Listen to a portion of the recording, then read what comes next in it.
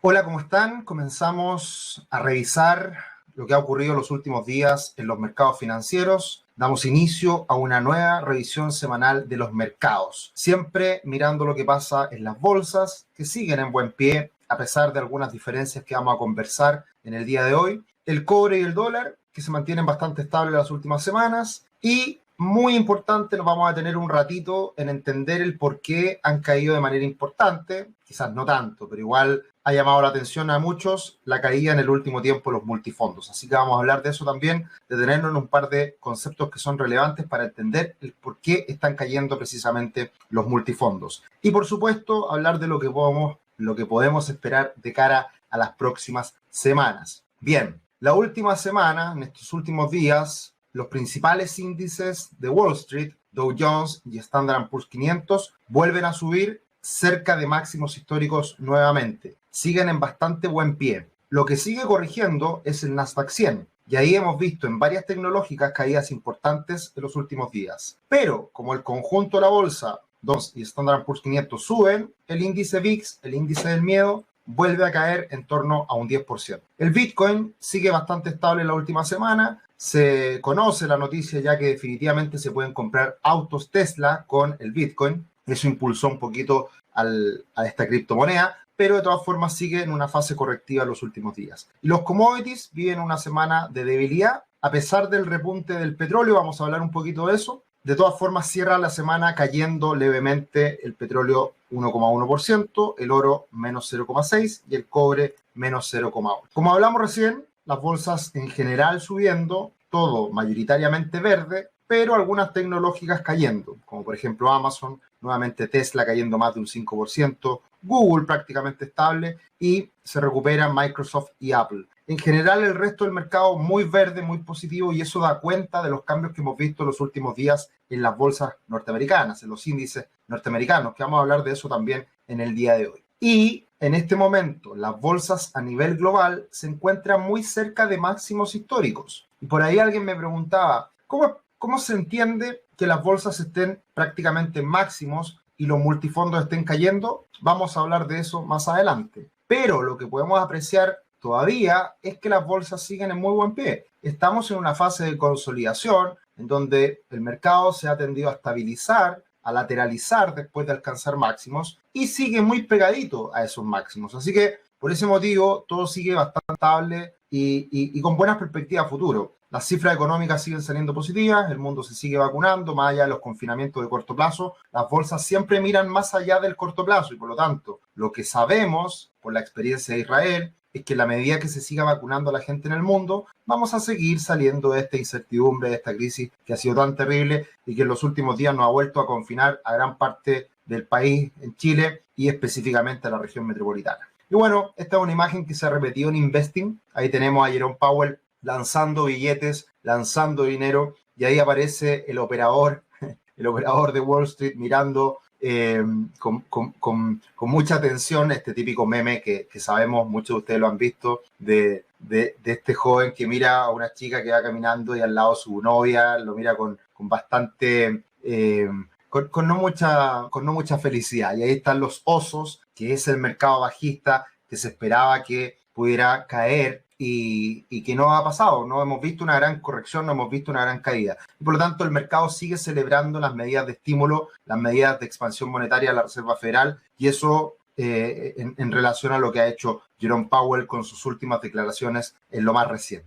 Acá tenemos algo que estuvimos comentando hace varias semanas atrás, en donde no nos explicábamos que el mercado subiera y que muchas acciones se inflaran demasiado. Y ocurrió lo que era esperable, una corrección que en algunas acciones ha sido muy significativa. Tenemos que el Nasdaq 100 ha caído un 6% desde máximo, pero tenemos acciones como Amazon cayendo un 14%, Apple un 16%, PayPal 22%, Twitter 24%, Salesforce, Shopify, para qué decir Tesla, una corrección del 30%, Spotify, Peloton, Zoom ya cerca de un 50%, DoorDash un 48% y Virgin Galactic un 53%. Por lo tanto, hay que tener mucho cuidado con la elección de acciones. Obviamente, muchas de estas empresas son las empresas del futuro, pero el cuidado que debíamos tener era al comprar en estos máximos Y a pesar de que sean empresas del futuro, hay que tener mucho cuidado cuál es el valor que vamos a pagar por una de estas empresas para que realmente a nosotros nos proporcione beneficio en el futuro. De eso se trata la inversión en bolsa. No se trata ni más ni menos que comprar algo a un buen precio para que de esa manera, a lo largo del tiempo, por la vía de las utilidades, por la vía del crecimiento, le pueda retribuir al accionista con el tiempo la inversión que hizo, precisamente la apuesta que hizo ese inversionista, para que con esos beneficios, con esas utilidades, se le pague al inversionista. De eso se trata, y por lo tanto el comprar algo muy caro implica un riesgo que no se cumplan esas expectativas extremadamente positivas. Así que estamos viendo un proceso natural de corrección y estamos viendo un cambio importante en el mercado que también lo veníamos anticipando. Acá tenemos una gráfica que se descompone de 4 índices, de 4 ETF, que dan cuenta de lo que ha ocurrido en este año. Tenemos ahí al Standard & Poor's 500, que es el segundo de más abajo, que es el que está en gráfico de velas. Lo que está más abajito es el sector tecnológico y lo que está en verde es el sector financiero y arriba el sector energético. ¿Qué ha ocurrido en las últimas semanas? Se ha hecho un intercambio entre el crecimiento y el valor. El crecimiento son las empresas que crecen con mucha rapidez año a año en ventas y que a futuro o muy a futuro van a entregar utilidades. Las empresas de valor son las empresas sólidas que han tenido una larga historia de buenos resultados, de buenas utilidades y que le entregan a sus accionistas los dividendos, las utilidades, que finalmente es lo que el inversionista busca. Entonces,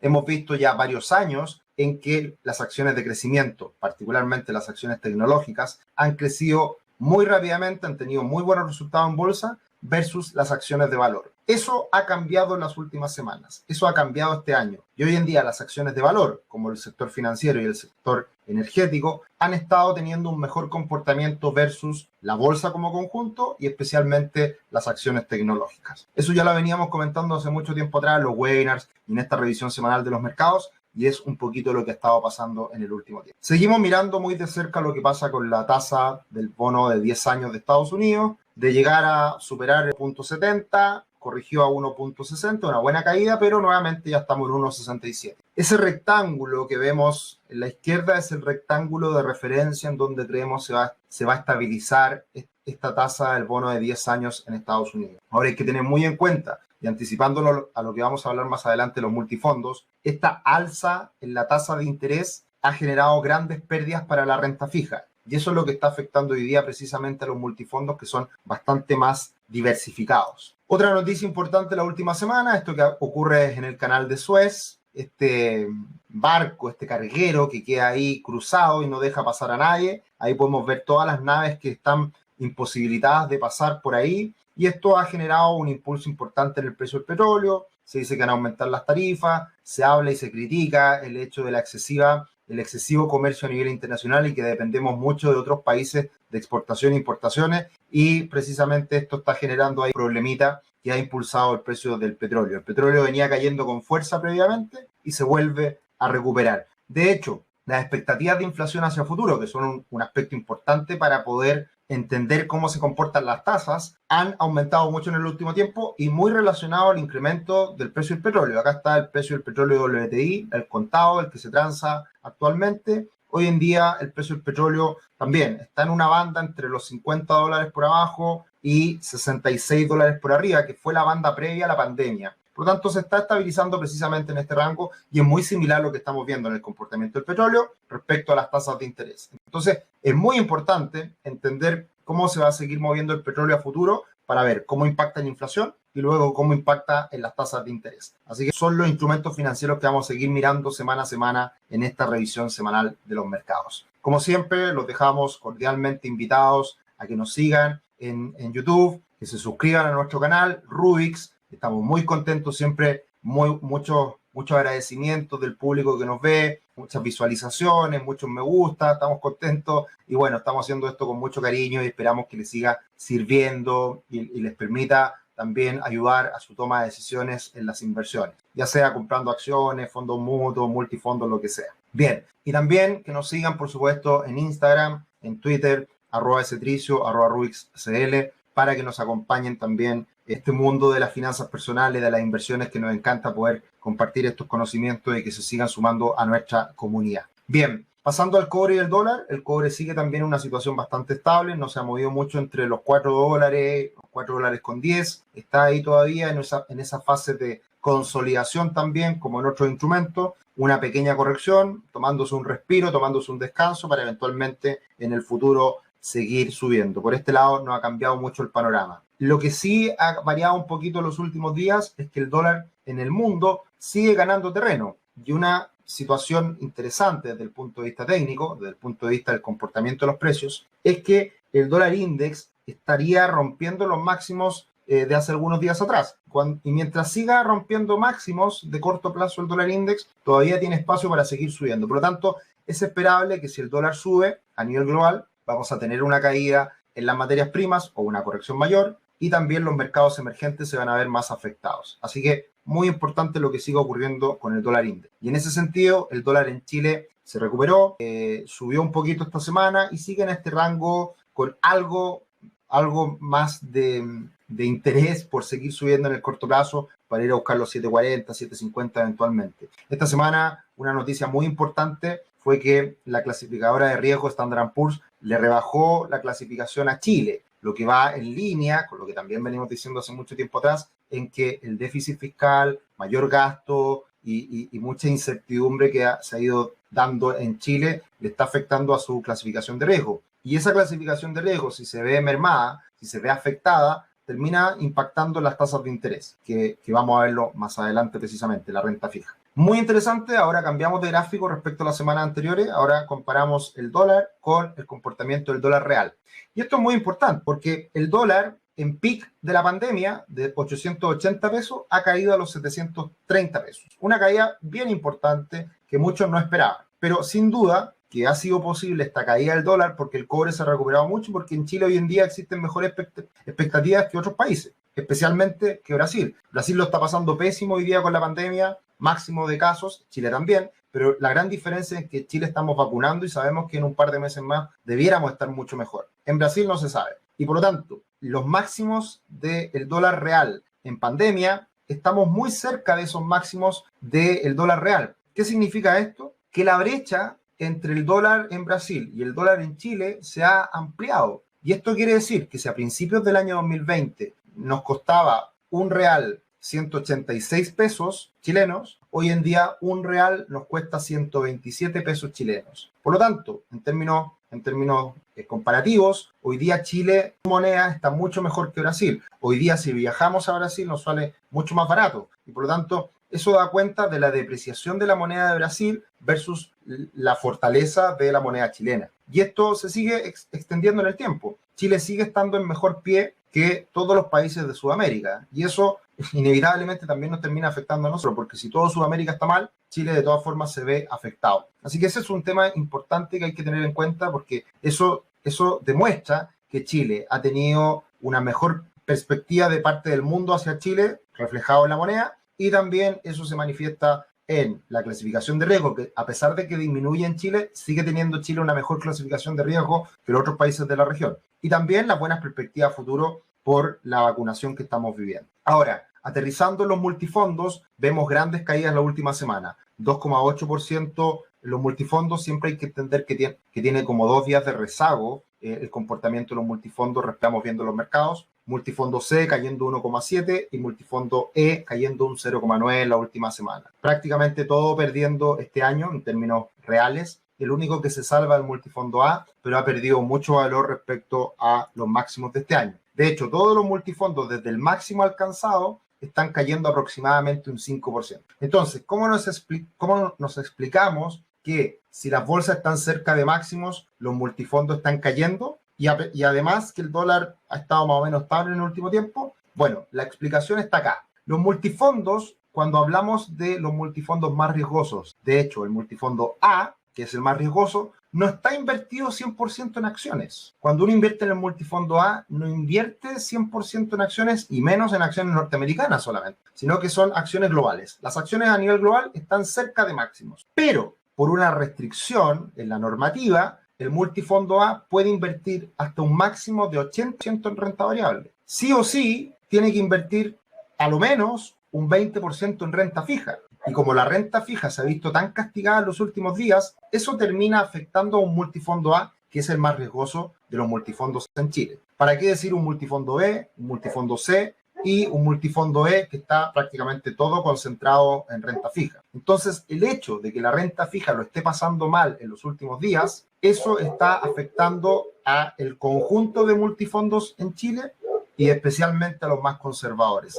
Que la caída, si la comparamos, si bien ha sido pareja en torno a un 5% de todos los multifondos, obviamente ese 5% o 4, y tanto por ciento del multifondo E es mucho más grave, por decirlo de alguna manera, es mucho más terrible por ser un fondo conservador. El que caiga el multifondo A un 5% da lo mismo. Son correcciones normales en un multifondo que es el más riesgoso. Y por eso hay que entender que esas caídas que hemos visto en el último tiempo van de la mano principalmente por la renta fija. Y acá un muy buen titular del Mercurio Inversiones. ¿Por qué la renta fija chilena cerró una semana para el olvido? Básicamente por dos cosas. Por la rebaja en la clasificación de riesgo de Chile y también por este potencial tercer retiro de los fondos de la AFP que va avanzando, al parecer, bastante rápido. Estamos ya en año electoral y obviamente hay que echar mano al cajero automático que han ocupado los políticos. Lo he dicho en otras ocasiones, se han aprovechado de que se abrió esta ventana de sacar más plata a la AFP para que le llegue a la gente esté contenta y de esa manera ellos se vean un poquito mejor. Recordemos que el Congreso tiene un 3% de aprobación de la ciudadanía. Por lo tanto, obviamente, echar mano a estos fondos lo hace verse un poquito mejor. Pero bueno, van a subir del 3 al 4%, no mucho. Los políticos, lamentablemente, están todavía muy desprestigiados. Y es precisamente por estas políticas. Bien, entonces, una semana para el olvido, por la rebaja en la clasificación de riesgo y también porque avanza este tercer retiro de la AFP, que al parecer, como avanza, no sería raro que se logre. Y porque entendamos un poquito cómo se invierten las AFP. Bueno, acá está el detalle. Esto siempre se muestra con bastante rezago, pero es importante tenerlo en cuenta. El multifondo A invierte en renta fija nacional un 4% e internacional un 18%. Multifondo C invierte un 43% en renta fija chilena y un 18% en renta fija internacional. Entonces, le ha afectado mucho a la renta fija esta alza en las tasas de interés. Así que eso es lo que explica básicamente la corrección de los últimos días. ¿Debiera cambiar esto? Sí, son efectos transitorios, muy probablemente, pero igual las tasas de interés han subido tanto en el mundo en los últimos años que también hay que tener cuidado y empezar a acostumbrarse a que probablemente los multifondos, al estar tan cargados a renta fija, les pueda afectar o pueda restar un poquito de rentabilidad en el mediano plazo. Bien, ¿qué podemos esperar? Y con esto estamos terminando. Esto es lo que tenemos que mirar de cerca, la situación en Israel. Israel ha sido el país que va a la cabeza de las vacunaciones a nivel mundial y han caído enormemente los casos y han caído enormemente las muertes. Si Chile sigue esa evolución como lo ha hecho hasta ahora y en un par de meses gran parte de la población va a estar vacunada, debiéramos ver una mejoría considerable en las cifras en Chile. Por lo tanto, esperemos esta situación que estamos viendo hoy día sea ya la última parte de la pesadilla que hemos vivido en el último año. Así que esperemos que con el proceso de vacunación en 2 o 3 meses más volvamos ya finalmente a salir de esta situación y volvamos a tener una vida más normal. Muy importante esta semana, el informe de política monetaria del Banco Central de Chile. El día miércoles 31 se entrega. Vamos a estar muy atentos a las proyecciones de crecimiento, a sus perspectivas respecto a la situación política, que poco habla siempre, pero igual va a ser algún guiño a este potencial tercer retiro de la AFP,